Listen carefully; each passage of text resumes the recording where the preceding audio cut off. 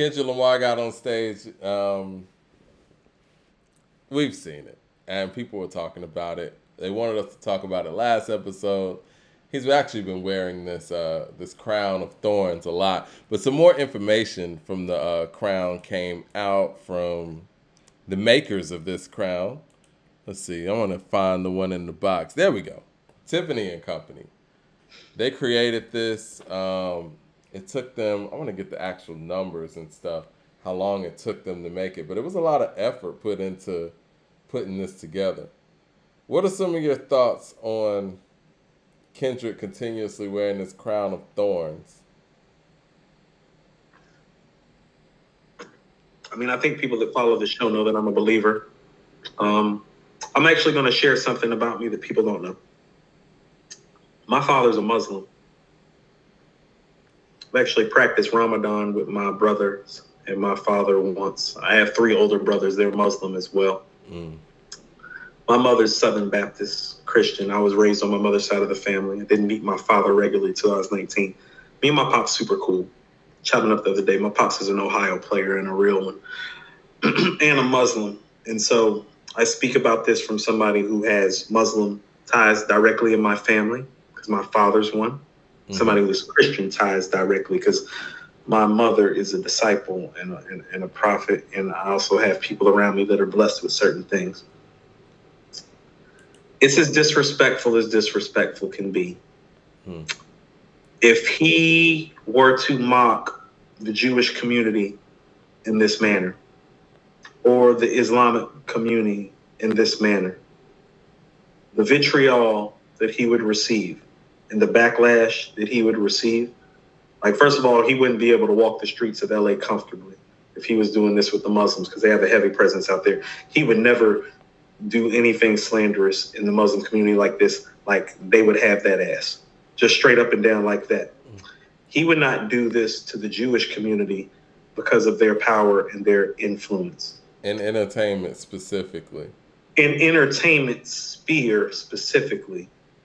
And so the fact that he is doing this to my religion isn't what I'm taking issue with. I'm taking issue with low-hanging fruit and him thinking that he can get away with it. He is a phony, Mike. He's a phony. And I'm going to say this carefully. First of all, to Terminator, I didn't like Nas with Hate Me Now and didn't agree with it.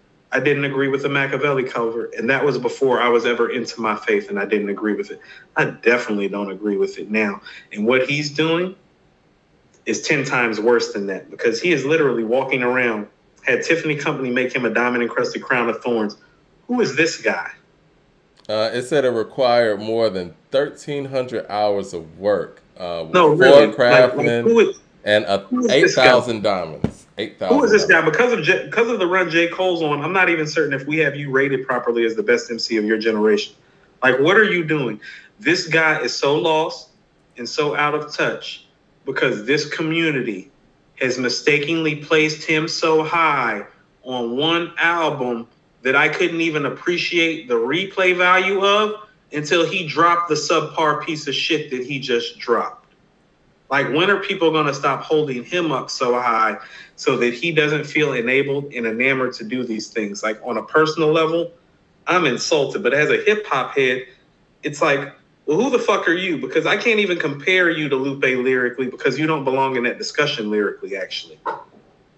Man with the super chat says, like, you're not even Lupe lyrically. It's like, who is he really? Because, like I said, we waited 5 albums for him to give us subpar product, go to Ghana, go to London, and put a crown of thorns on his head, made by Tiffany and Company. If you believe what I believe, this is the epitome of blasphemy. It says the people who sit at the top of their professions around major nations around the world are going to be the main one who blasphemize his name. What would you call this?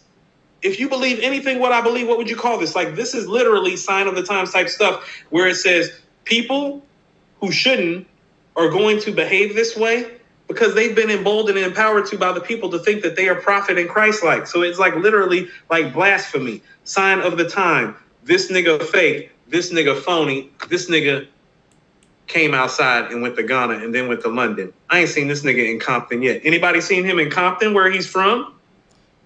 Man, Anybody with the seen the nigga super in LA? chat. Let me Have get we to the seen super him in chat. this time sphere? Let me get to the super chat real quick. You see, no. You see how fake and phony niggas act while we talking about we tired of Pusha T's cocaine bars. It's like, no. Pusha T lives what he talks about. This nigga's a fake and a phony, a fraud on every level, Mike, especially in terms of as an artist and a musician who we just waited 5 years for, and he gave us a fucking lead plate. Ain't nobody playing Mr. Morale and the Big Steppers, including you. I like so that. He's just bad all the way around. Man there with the super chat says, Kenny. Shout out to Lupe for actually building a foundation in Chicago and backing up his conscious rhetoric. How about that? Where's Kendrick's foundation in Compton at? Man there with the super chat says, Kenny looks like a clown. That crown was disrespectful. Clown. He says it's disrespectful. He's a phony. He's a phony and a false prophet. Like on every level. Whatever you think about him, because here's the thing. No. Kendrick is my brother. I'm saying this to him because he is my brother. Like Malcolm X used to talk about Dr. King a certain type of way because he loved him, not because he hated him. It's like, no, I do love you. You're my brother. Stop that fuck shit, nigga. You know what I'm saying? Because it's like, I'm the type of dude, like I told you this, I'm the type of dude that I lived out in Cali while Kobe was in his prime Kobe run. And I'm like, nigga, what are you doing? Stop acting that way towards your folks. So it's like, if I do that shit to Kobe in Cali, when Kobe's like Kobe in Cali, it's like, no, this nigga's not above anything. And we got to stop treating these guys like they're above it. That's why they behave this way. That was my problem with the whole 5-year break. Oh, no, he's coming. He's our guy. It's like, he's not our guy. You're the one that told me his rhetoric is very problematic. It is. Yeah. Brian with the super chat says, one person in hip hop I do give a lot of credit to is Charlemagne. He always holds politicians accountable in interviews. He rightfully blamed the Democrats' inaction over the years for Roe versus Wade. Are you talking about the Charlemagne that let Joe Biden sit across from him and tell him that if you don't vote for me, you ain't black, and didn't say anything? There's a lot of sucky shit going on. Oh, okay. Yeah, that's really holding somebody accountable. That's really holding somebody accountable. I mean, I think, I will say this, and I'll give Charlemagne credit on this. He does do the balancing act the best out there. And he understands how much grassroots he can be and how much mainstream he can be. But one thing I will say, man, when I remember watching The Breakfast Club early on, because I've always been a fan of all of them individually and followed them individually before they even got together.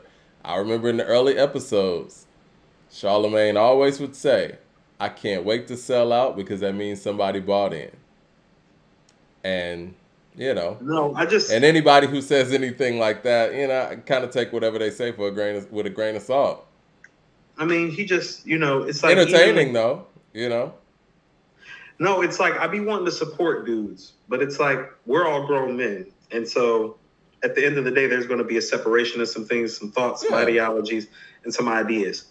And what I find happening in these days and times with the black men who are in positions of sphere of power, they're not as well informed as the public thinks that they are, but the public takes their information like law because of the gravitas that these guys have. Kendrick has a lot of gravitas in the black community because he made To Pimp a Butterfly. He does. It only comes because he made To Pimp a Butterfly. It's not because he made Good Kid, Mad City. But I keep telling everybody, it's like, but he's really the guy that made Good Kid, Mad City. Like, To Pimp a Butterfly is a thoughtful piece. It's a talking point. It's not really who he is. And you hear that it's not really who he is because you hear on Mr. Morale and the Big Steppers how the pressure of making that album has affected him and changed his whole course to the point that this man literally released the most anticipated album of this past decade and didn't even stay in the United States to promote it.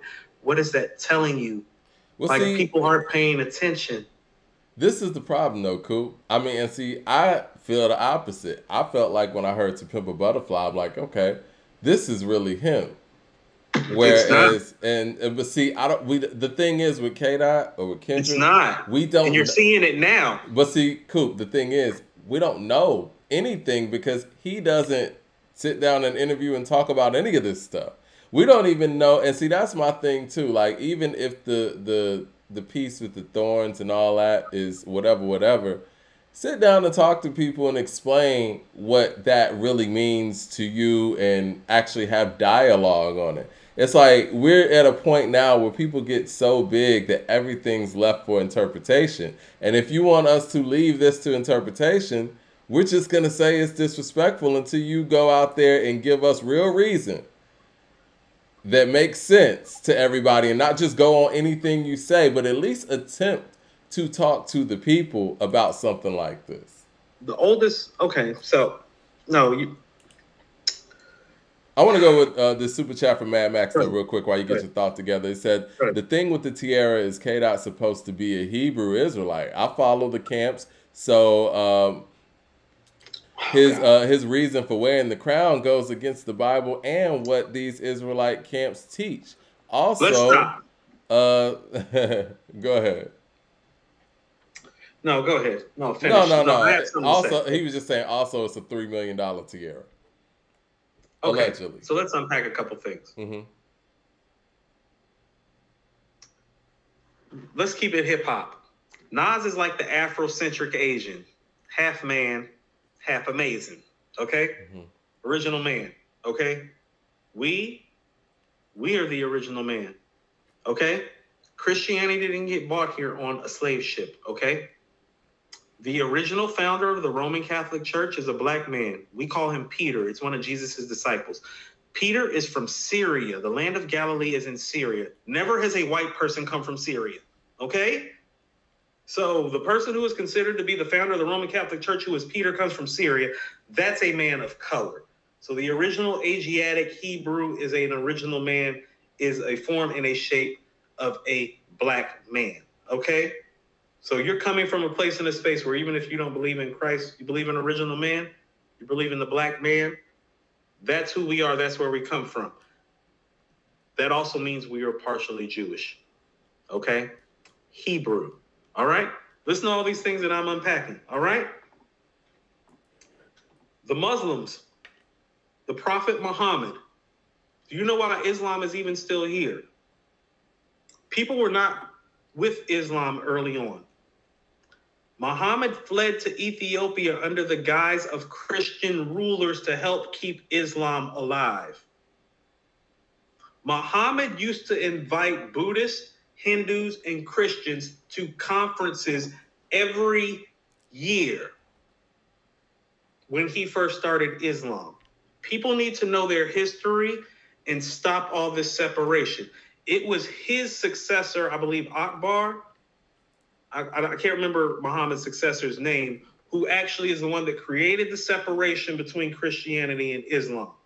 Islam doesn't even exist without Christian protection early on. It wasn't big enough.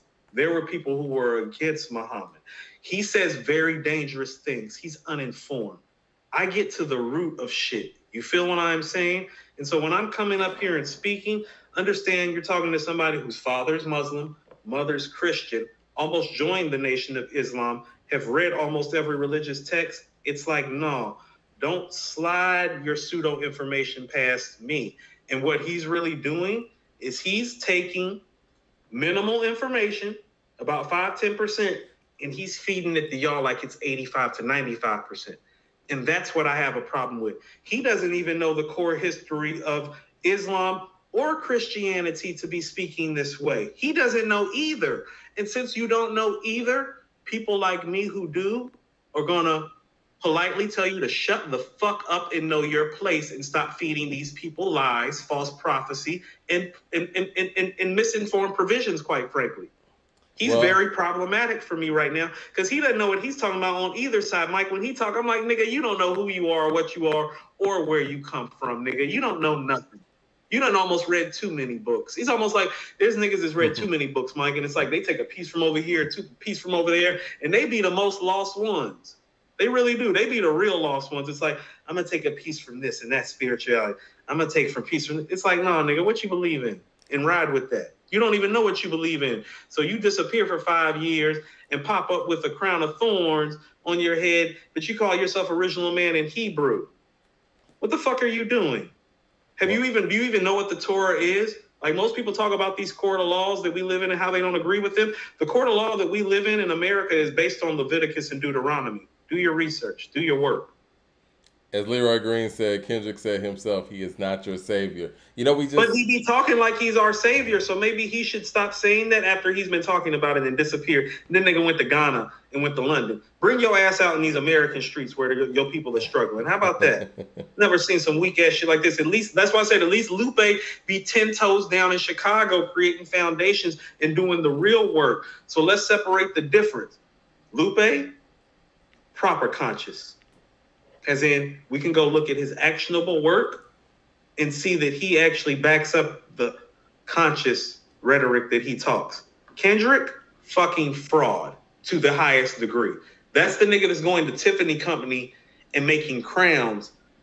How about you take that money that you spent making a crown and go start an organization for those kids in Compton who need help? Right, with your weak ass. I hope this shit make it to him too. This nigga just went to Tiffany company and got a crown of thorns like he's some sort of prophet.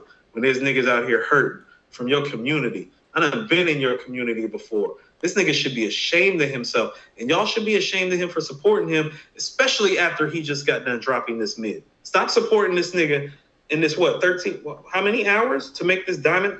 For what? What? It was like, did it say 1,300 hours or something? But listen, man. Bro. You know what? I feel where you're coming from. These are all facts. I'm speaking religious history and facts that you can go check up on. This nigga's a fraud. You know what? No, he's just a fraud. He didn't do anything personally to me. I just hate it when somebody like Kendrick gets treated like some sort of prophet. But you tell me you're tired of hearing Pusha T talk about cocaine. I'm like, at least one of them niggas is telling us the truth. Well, you know, right. It's Wednesday. We had a brief little Bible study right there with the facts and some history. Now, what I do want though, studying history, the Prophet Muhammad. And if this does make it to him, I just want him to actually do an interview with people, man. Like sit down with Big Boy or whoever. And, he's not well read enough to do that. Like he get assassinated. Like I want to interview him because I'm gonna tear his whole shit up because I can tell people who read these things can tell the people who can't. That's why I'm saying the things that I'm saying with confidence. Well, I told you when I heard some of the skits and stuff and some of the rhetoric on Damn, I told you back then, I was like, some of this stuff is dangerous, man. And it sounded ill-informed. Because he doesn't know what he's talking about. He's not well-read or versed. That is the definition of a false prophet. Somebody that steps out into the public sphere and can take their stature and let it exceed their actual intelligence and knowledge of a situation to the point that it takes effect on a culture. But he sounds so good. You know what I mean? Like he sounds so good and he's so lyrically skilled. Yep. It comes out so well that, you know. You waited 5 years and he did what? He came, I can't please everybody. It's like, oh, that's your prophet? No, but I was even listening to Damn, and like I said, as a music fan, because all right, that's twofold, right? You're listening to it for the aesthetic, you're listening to sonically, and then you're listening to the words actually being said. I'm like, yo, this shit is dope, but even though this stuff is dope, some of the stuff he's saying I don't particularly agree with, but it's dope. But like you said, I mean, when information's incorrect or misleading, and then you got, you know, a crown of thorns that's left unexplained, and I don't know, man, it's problematic all around, and it comes across as something else. But like you said, to start this whole thing off, I don't think anyone should disrespect anyone else's beliefs or religions, or, you know, just be respectful to everybody's stuff, because there's certain people or certain groups that you would never disrespect or do anything that even looks close to disrespect. We see what happened to Nick Cannon.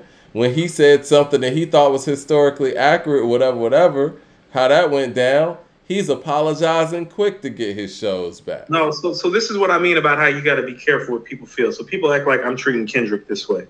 I'm going to tell you something personal that happened to me. All right? So people understand how serious it is when you play with people's faith.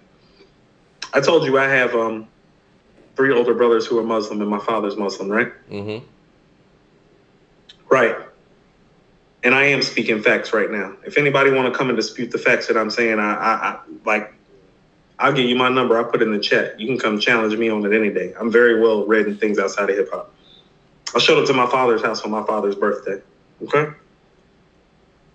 One of my brother's wives had a whole bunch of food on the grill that she was about to cook because all my brothers were out at work.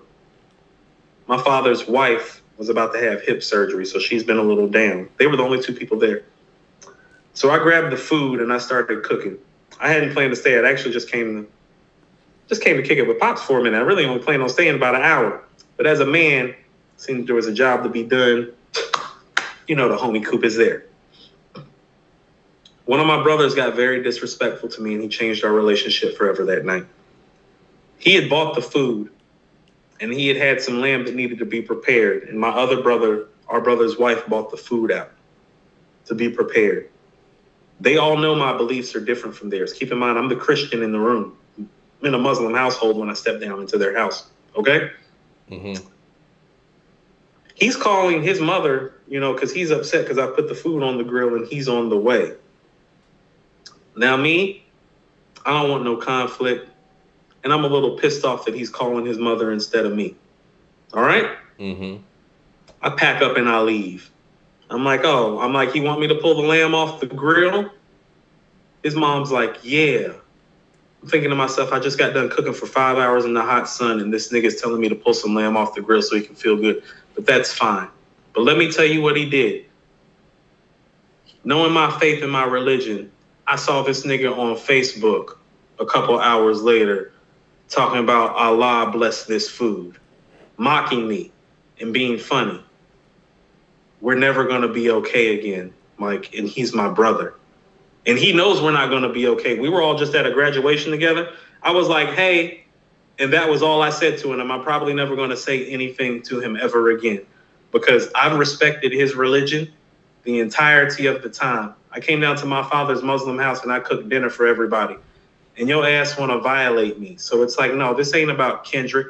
I do the same fucking shit to my brother because guess what? I just fucking did. My dad's birthday was in March. I'm never fucking with my brother again behind that shit.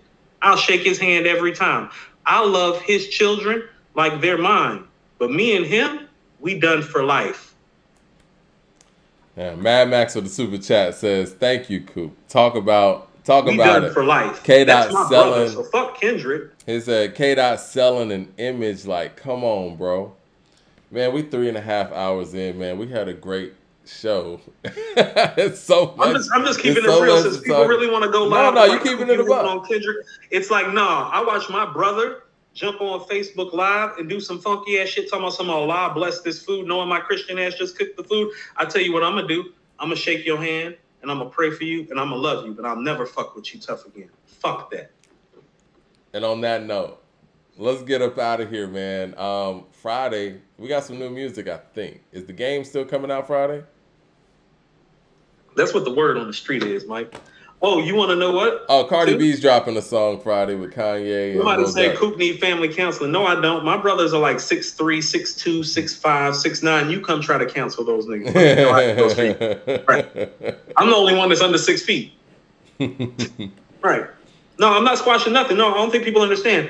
We were just at a family event together.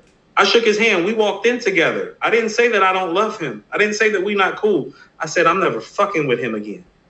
Yo, shout out to Brooklyn Medina in the room, man. I think Brooklyn Medina got in the community section and said that he was actually at that Rakim show that we posted the flyer for, something like that. No, listen, people gotta listen to me. No, I forgave him from the moment that he did it. Yeah, but I don't tolerate that bullshit. You don't disrespect my religion and have our relationship be the same. You forgive, but you don't forget. No, it's not even forgetting. It's like, well, I've been coming down to this house for 20 years and I've never disrespected y'all's religion. You feel me? Mm. You don't have no leeway or no room to disrespect mine. And so I'm going to shake your hand and love you like a brother, but I'll never fuck with him again. Like if he ever wants to go get a drink, the answer is no. He ever wants to go grab food, the answer is no. He ever wants me to come to his house and hang out with him, the answer is no. Well, what if he apologizes? What if he apologizes and says, no. It doesn't matter because A, he just had the opportunity to apologize and he didn't. Mm. And B, it's like, well, I ain't the type. See, our father's a special type of dude, and I'm probably more like our dad than the rest of them. Well, I ain't the type of nigga that you just apologize to and shit be okay anyway, nigga. So I know who I am. That's why it's like, no. Me and him ain't never going to be okay. It's gonna be some high buy, put the kids together, whatever. But like before this happened, he was like, "Yo, you should come to the house and kick it." And almost took him up on that offer. Never taken him up on that offer behind that. I can't trust you to respect my religion the way I respected yours for 20 years. I came into my family's Muslim house for 20 years and showed respect. The one time you felt disrespected, the first thing that you went to was to disrespect my religion. I don't care if you're my brother. That's fuck ass shit. I know who you are now. So I deal with you accordingly. I'll see you at all these graduation events and all these family events, you feel what I'm saying? You and me, we never kicking it. No. I'm sorry, Brooklyn Medina. Brooklyn Medina is a she. I apologize for that. Yeah, she said she was at that Rakim show, and I bet that shit was amazing. I would love to. We need to start having a call-in show, man. We're gonna have some things. Well, I was about to say, I was actually meaning to hit you behind the scenes earlier because I'm like, man, our third show needs to happen fast. Okay, let's do that. Because no, like the way that we're growing and the way people are like really galvanizing themselves, and even the dexterity and Mike, we're getting super agile with the topics. I'm just feeling like, it's easy for us right now. Think about this. You and me a year and a half ago was thinking about having a Wednesday show for 20 minutes. Yeah. We're having trouble staying under 4 hours on our Wednesday and Friday shows. We need another show. We definitely do. All right, well, let's talk about that tomorrow, you and I, and we're going to talk to y'all on Friday. Yes, 4.25 for Lupe. 4.25 for Lupe. See y'all Friday. Yes.